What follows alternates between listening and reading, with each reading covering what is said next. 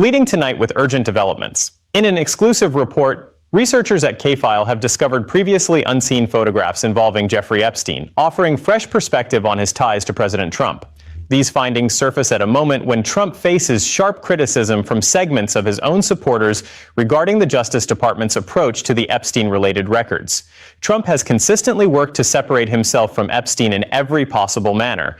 Yet one newly uncovered photograph provides clear evidence that Epstein was present at Donald Trump's wedding to Marla Maples. This image stands as confirmation, and it has remained unpublished until now. No circulation on X or elsewhere. The picture shows Epstein arriving at the Plaza Hotel in New York City, the venue for the ceremony held on December 20th, 1993. That moment sits squarely amid their documented period of association. The wedding itself drew widespread attention back in 1993, often described by outlets as the event of the decade. While it's long been known that Trump and Epstein maintained a friendship during those years, this marks the initial public reporting that Epstein received an invitation to the celebration, a detail worth noting, given it occurred well over 10 years prior to the emergence of any sex trafficking accusations. These images represent material that has stayed out of view until recently. Our contributor Andrew has also located video footage from 6 years afterward in 1999, showing the two men in conversation, footage that has likewise never reached the public before.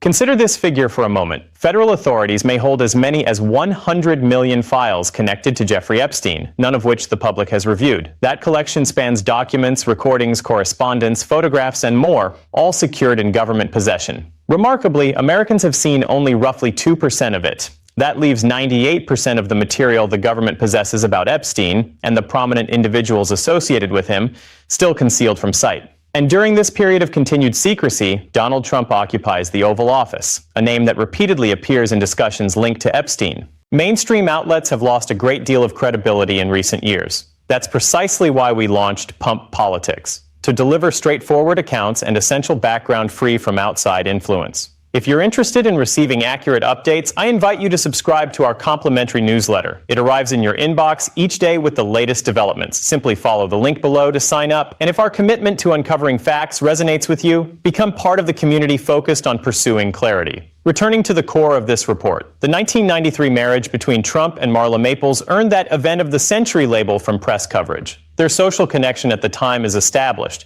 and now we learn for the first time of Epstein's attendance at the event, significant because it predates the trafficking claims by more than a decade. Additional unreleased photographs involving Trump and Epstein have come forward, and Andrew's discovery of that 1999 conversation video adds another layer to what has remained private until today. The situation intensified recently when details emerged about the scale of data federal agents recovered from Epstein's residences, between 20 and 50 terabytes. To illustrate, 50 terabytes represents an extraordinary volume, capable of containing tens of millions of separate items. When the Justice Department publicized the release of 3 million pages, the number appeared substantial at first. But placed in context, it constitutes only a small portion of the overall holdings. Picture receiving a single page from an extensive book and being told it captures the entire narrative. The gap is striking. The controversy centers not merely on Epstein, but on the identities mentioned across these records. Serious questions linger about the contents of the remaining 98% and the reasons behind the government's reluctance to disclose more, particularly after Congress enacted the Epstein Files Transparency Act to promote greater access. Despite that legislation, much remains withheld, even as sources describe vast quantities of information that could alter public understanding of influential figures, Trump included. Notably, individuals aligned with Trump have urged the Justice Department to cease further disclosures. Pause and reflect on that. Close associates are working to prevent the release of details tied to one of the era's most notorious offenders. That effort prompts legitimate inquiry. What specific elements in those records provoke such determined opposition to openness? Millions of citizens seek straightforward explanations, yet leadership has offered few. That's why examining this matter closely feels necessary. The unfolding account carries the potential to define a major portion of Trump's time in office. Let's examine the facts methodically. In January 2026, the Justice Department made public an additional 3 million pages of Epstein-related documents.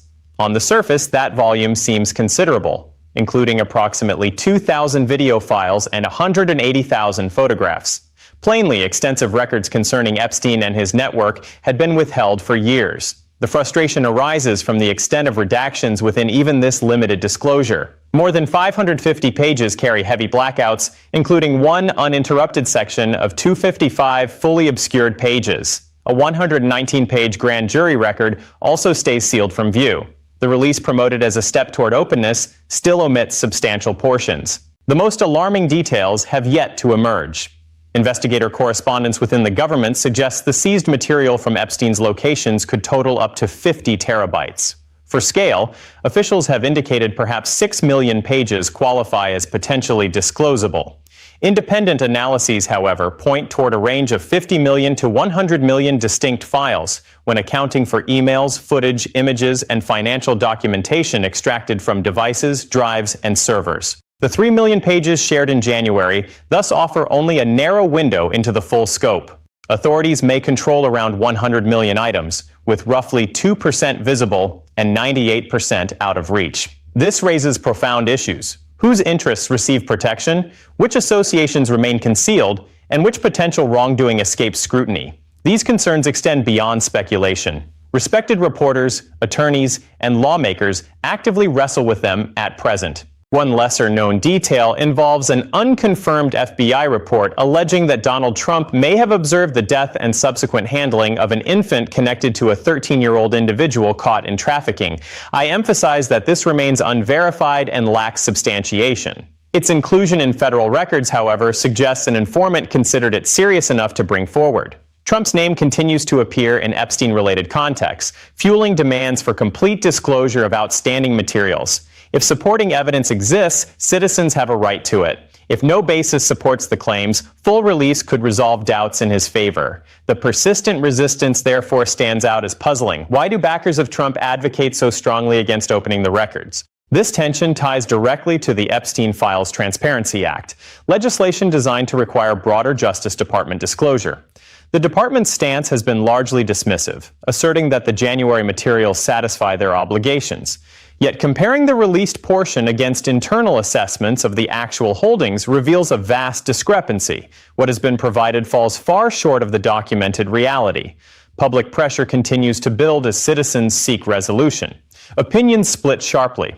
Critics argue Trump fears damaging revelations within the concealed majority, citing the sheer scale of withheld material as evidence of something incriminating.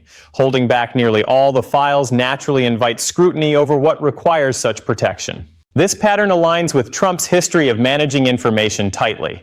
Recall the case involving classified materials retained at Mar-a-Lago, where charges arose from efforts to retain sensitive items. The approach, restricting access, challenging inquiries, resisting disclosure, mirrors the current handling of Epstein records, whether stored in private residences or federal facilities. Supporters, conversely, press the Justice Department to block additional releases, portraying the effort as a partisan campaign to damage the president. They describe it as selective emphasis on harmful fragments aimed at undermining his standing. Privacy considerations, particularly for victims of abuse, deserve serious weight. Safeguarding identities remains essential. Still, when allegations involve serious offenses by highly placed individuals, the need for public insight should outweigh preferences for continued secrecy. The timing adds another dimension. With Trump in the White House, he holds direct authority over the department's direction.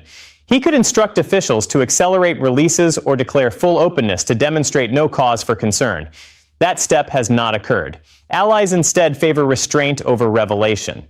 Reports, including from NPR, highlight how partial disclosures and inconsistent messaging from the administration feed speculation and leave core issues unresolved.